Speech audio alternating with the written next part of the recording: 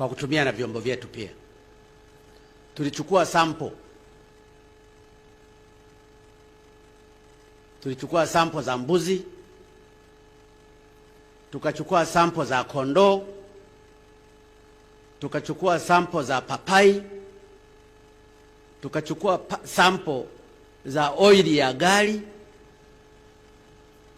na sample za vitu vingine mbalimbali, tukavipeleka pale kwenye maabara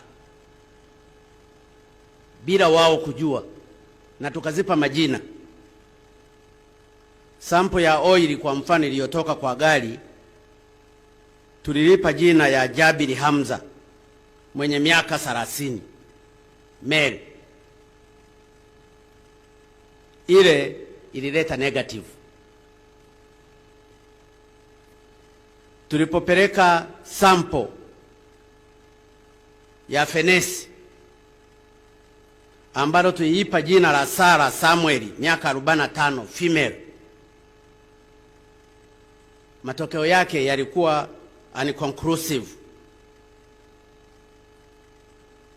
Tulipopeleka sample ya papai tukaipa jina Elizabeth Anne miaka 26, female, papai lile lilikuwa positive kwamba lina corona. Maana yake maji mle ndani zilizotolewa mle kwenye papai ni positive.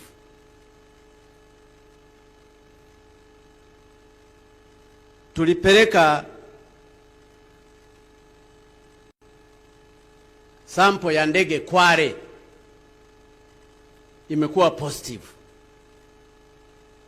Tumepeleka sungura, ikawa determinant. Tumechukua mbuzi, akawa positive. Tukachukua kondoo, akawa negative, na kadhalika na kadhalika. Sasa ukishaona umepeleka sample ukamwambia huyu ni binadamu, halafu ikaji ikaletewa positive kwamba ina corona, maana yake labda mapapai yote yale nayo yangewekewa isolation. Ukipeleka mbuzi za sample nazo zikawa positive, maana yake mbuzi wote tulionao hapa labda by assumption, au huyo mbuzi waliopelekwa nao walitakiwa wapewe kwenye isolation.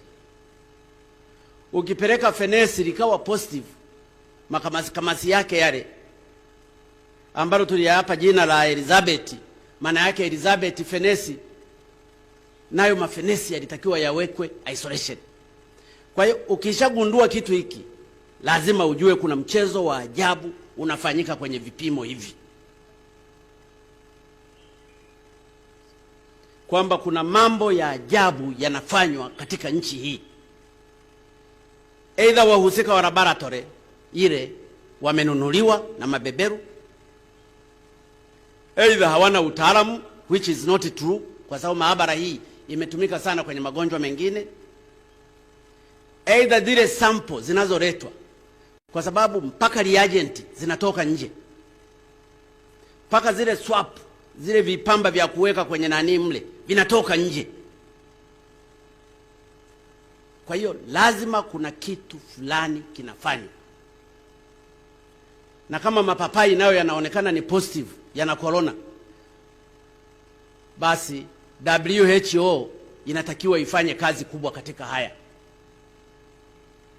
Na kama mbuzi nao wana corona, na kama hawajajua hii corona ina affect binadamu au ina affect mbuzi au ina affect hata miti, basi wanasayansi hatujafanya cha kutosha katika hili. Kwa hiyo kuna watu, kutokana na extrapolation ya hizi information nilizonazo, lazima kuna watu wameambiwa positive wakati si wagonjwa wa corona, na inawezekana wengine wakafa kwa hofu. Papai lile lipo halijafa, lipo tu linaiva. Mbuzi yule yupo tu wala hajafa.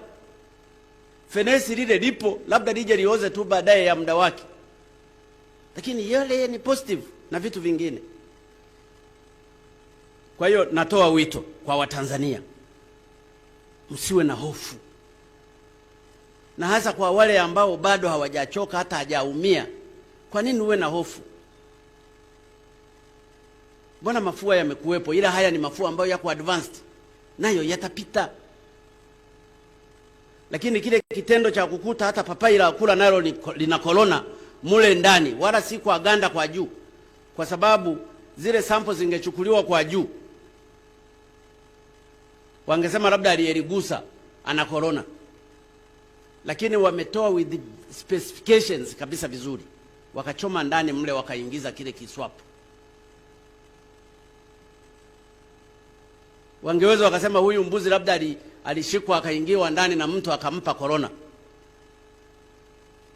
lakini mbuzi awe na corona, fenesi liwe na corona, papai liwe na corona, ndege kama kwale awe na corona. Ni lazima pawe na maswali mengi ya kujiuliza sisi kama Watanzania, lakini na dunia na Afrika nzima lazima ijiulize vizuri katika tatizo hili la ugonjwa, kwamba kuna kitu fulani ambacho inawezekana hakijaeleweka kwa Watanzania na kwa wanasayansi, lakini inawezekana hata duniani hawajakielewa. Lakini natoa wito kwa wale wanaotumia vifaa hivi, hasa katika Afrika, wachukue sample za wanyama, wachukue sample hata za kitu kichochote, hata liukuta, hata mjusi, wachukue anything, watakuja kuprove haya ninayoyazungumza. Mimi ni mwanasayansi, ninajua ninachokizungumza, na kazi hizi zimefanywa na watu ambao they are really qualified. Kwa hiyo nairudia kuwaeleza Watanzania, bado tuko kwenye elementary stage, tusipaniki, tuendelee kuchapa kazi, uzalishaji uendelee maradufu zaidi, tusitishane, na wanasiasa waache kuitumia hii kama ajenda, haitawasaidia. Mtu anazungumza funga Dar es Salaam, funga Tanga, funga. Sifungi, nilishasema ni lazima Watanzania tuishi, tuchape kazi na tuendelee kuchukua precaution. Na kiukweli siku zinazokuja mbeleni, ninafikiria hata kuruhusu ligi iendelee, ili watu wao wanacheza angalau wanaangalia kwenye TV na kadhalika. Tuweke utaratibu mzuri, kwa sababu ninaelewa hata kwa waliokuwa affected